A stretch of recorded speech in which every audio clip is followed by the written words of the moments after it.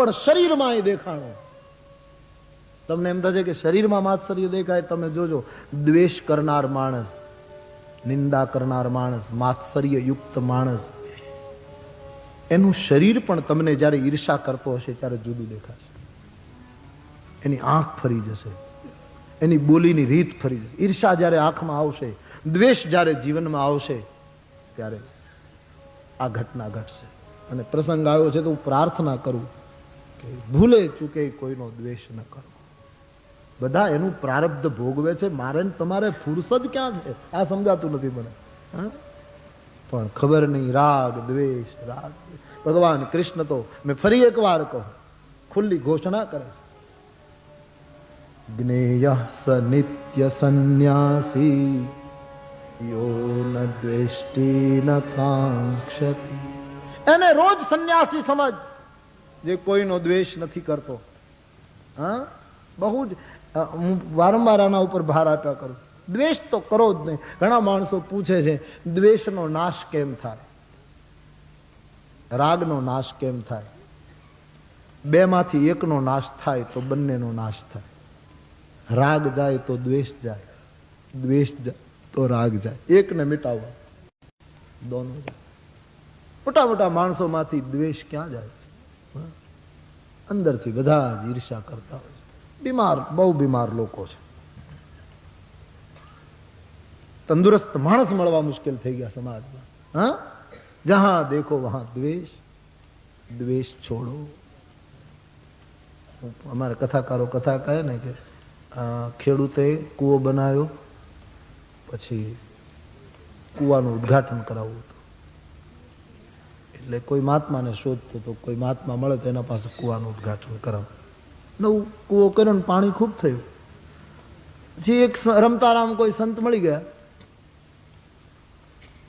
કહ્યું બાપજી મારે કૂવાનું ઉદ્ઘાટન. તો મહાત્મા તો પહેલી દ્રષ્ટિએ તો મૂંઝાયા કે કૂવાનું ઉદ્ઘાટન કેમ કરવાનું, અંદર પડવાનું. ઉદ્ઘાટન તો ઘણા, પણ આ કૂવાનું કઈ રીતે કરવાનું? એ કઈ કૂવા ઉપર પંપ મૂક્યો હોય ને એનું ઉદ્ઘાટન કરવું હોય તો પંપની સ્વિચ દબાવે કે તો એ બરાબર, પણ કૂવાનું લોકો તો ગમે તેવા ઉદ્ઘાટન લાવે છે ને.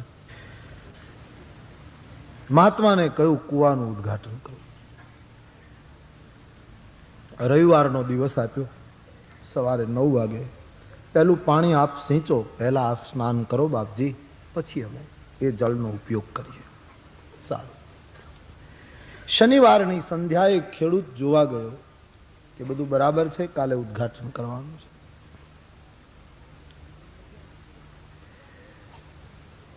જોવા ગયો તો આજુબાજુના ખેડૂતોએ મળીને કહ્યું કે ભાઈ તમે 2 દિવસથી આવ્યા નહીં, આ તમને દુર્ગંધ નથી આવતી? બોલે હા, ખૂબ દુર્ગંધ આવે. શું છે? બોલે આ કૂવામાં 2 કૂતરાઓ લડતા લડતા પડ્યા, મરી ગયા અને સડી ગયા.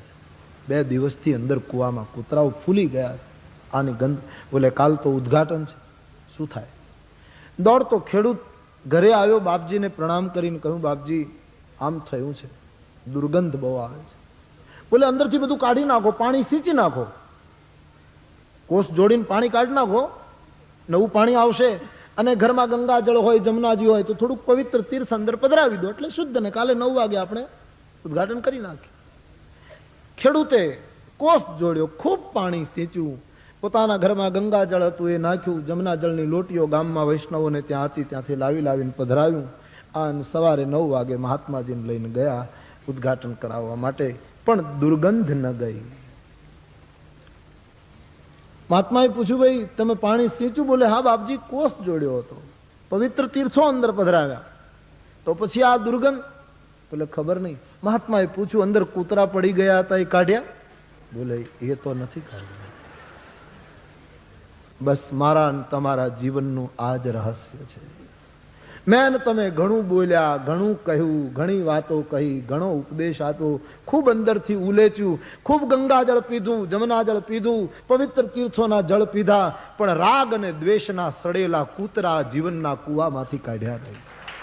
અને પરિણામે આટલું કરવા છતાંય આ જીવન દુર્ગંધ મારે છે. રાગ દ્વેષના કૂતરાઓને કાઢો.